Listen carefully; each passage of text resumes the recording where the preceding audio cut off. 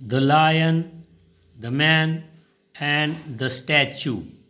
Statue.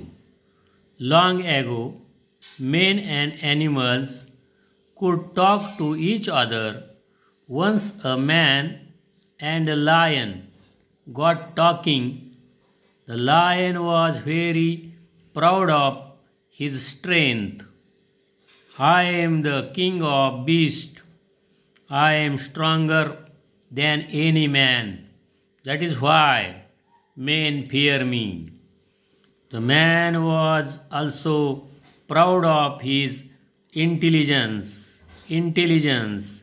Don't forget that men are more intelligent than you are. That is why they can hunt you or capture you. They both began to argue about who was greater. At last, the man took the lion to statue in a big garden.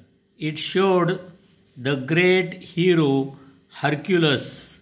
Hercules standing proudly with a dead lion at his feet. At his feet. See, this statue proves that men are greater. Claimed the man. Claimed the man. Not at all, the lion replied quickly. This only shows that the statue was made by a man. If lions made statues, they would show the lion standing and the man lying dead under his paws. From this story, we can see that the story depends on the storyteller.